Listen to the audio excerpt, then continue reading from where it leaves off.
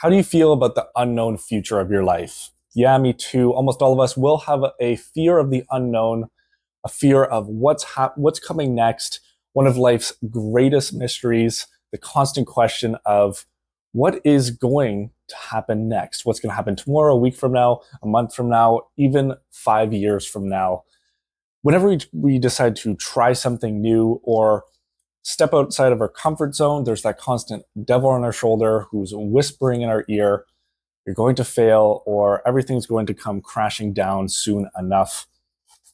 If you're new here, my name's Daniel. I come on here every Wednesday. We talk about personal development, creative topics of really any sort. My hope is that I can give you some value and hopefully help you live a purposeful, bountiful, and passionate life. If you're not new here, welcome back. I'm really happy to see you here. So yeah, that introduces the first of the horsemen, fear of the, really a subset of it, fear of the unknown being a subset of fear of the things that we must defeat in order to stick with things and push past initial resistance. Fear, in my opinion, there are two starting points you can push towards when trying to conquer fear. The first up being, I'm just going to do this because I won't be able to write coherently from the side, and I'll give you a bit of mystery on what I'm writing. Shifting your mindset. By this, I mean stuff like this. See pushing towards fear, pushing towards failure, pushing towards resistance. See it as acknowledge that you're stepping outside of that comfort zone, or even think of it as expanding your comfort zone, really expanding yourself, the way you react to things, the way you react to resistance. So any resistance you encounter in the future, you're going to be more accustomed to it. If you're scared of failing, be a scientist. Every failure is a piece of data. Each piece of data is a clue in the mystery of what you're pursuing. And just keep pushing towards it, keep learning. And this is ultimately one of the ways we can shift our mindset and pursue resistance even as something being positive, something that we can build ourselves upon. Next way, initial way you can actually push towards conquering fear and resistance is confidence. I know not everybody is confident straight away, but there is a way to build up confidence so you can RKO that fear, RKO that failure, pull a WWE move on it.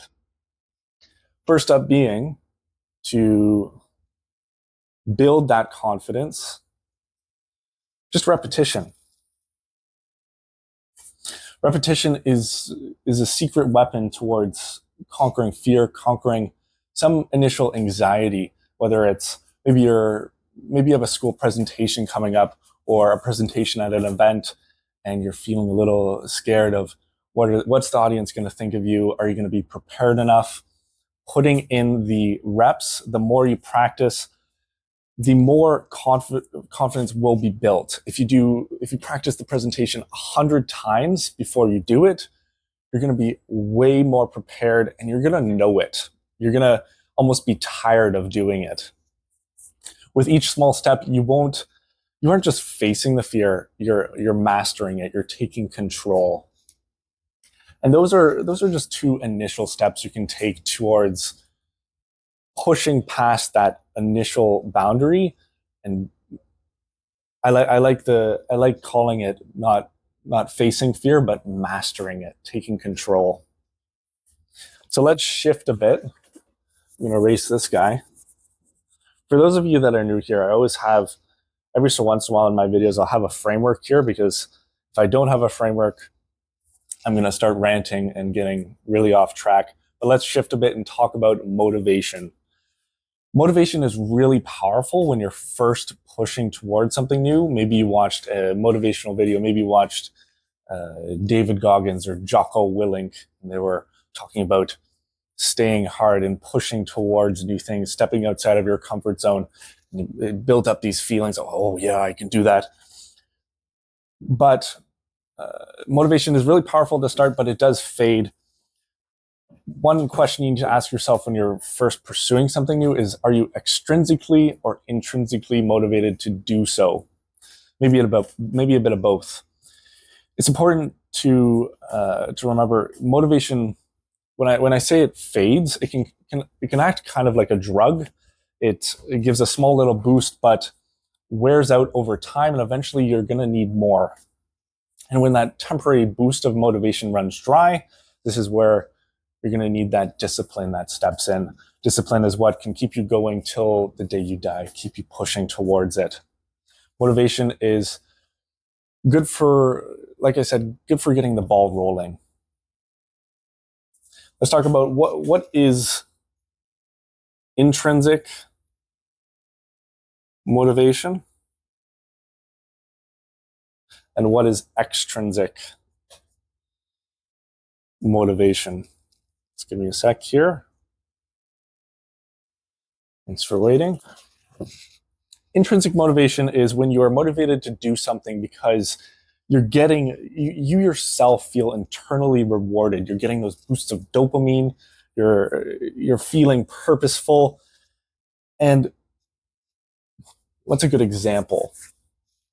I'm just gonna draw a little heart here. Let's say you're doing a volunteer, you're maybe helping out with the community. This is something that's going to be extremely intrinsically motivating to do because you're not getting money for it. You're not being paid. You're not being given a trophy. You're simply getting the feelings from it. You're getting the feelings of helping people out, and really a heartwarming thing to do. Extrinsically motivated, to feel extrinsically motivated is to push towards something because you're being externally motivated from something. This one's a little harder to explain, but an easy way to describe what it is you are participating in order to gain some sort of reward, whether it be a trophy, money, or power of some sort.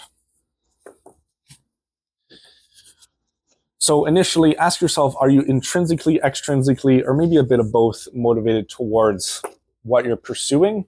If you're a bit of both, it often lasts a bit longer, and you don't really need to become disciplined as early on. So now let's move on to how do we actually stick with things we try? How do we, after that motivation fades, how do we keep going and push towards our eventual goals, our eventual dreams, and our eventual outcomes we're actually looking for? First up, very cliche one is goals. I learned this the hard way. When you don't have goals, you don't have anything to work towards. You don't have any of that. Well, goals is what is a way to actually keep motivation going. When you initially start, maybe you had that motivation from a motivational video, or you're just being pulled towards it. That will fade. And then when you create new goals that have some sort of reward, whether it's intrinsically motivated or extrinsically motivated, maybe your goal is a financial one. It gives you something to push toward and gives you something to dream about as well. Next up, consistency. Consistency builds habits, and habits are hard to lose. Being consistent also builds confidence, putting in those reps, iterating through whatever work you need to do. And this one's pretty straightforward. Build those habits, and it'll be harder to lose them. It's just like when you're in the gym, when you've built up your base of muscle mass, it's much harder to lose it than it is to gain it back. I should expand upon that. When you've built up a base of muscle, this is totally off topic, The framework's not working. But when you've built up a base of muscle in the gym, let's say you take 2 weeks off and you lose a bit of it, it's going to come back much faster. Next up, stay focused on your why. Why did you start? What sort of feelings brought you to start? Maybe you were angry, maybe you were scared, maybe you were in a spot where you just felt horrible. Focus on that, and it'll give you a bit of motivation and a bit of drive as well. Next up is a one along the topic of failure and shifting your mindset. Is you have to realize that setbacks are inevitable. They're going to come. You're going to reach plateaus. You're going to reach resistance. You have to shift your mind, like we talked about earlier. Don't see setbacks as checkpoints. See them as data points, and see them as every time you reach them, it's a chance for you to learn, a chance for you to get stronger, a chance for you to get better. Next up is a bit different.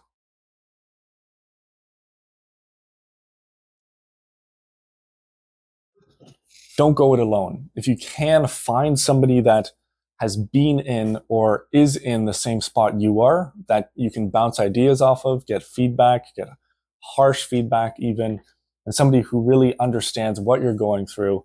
And maybe if they have been through it, they can help you get through it. Last up,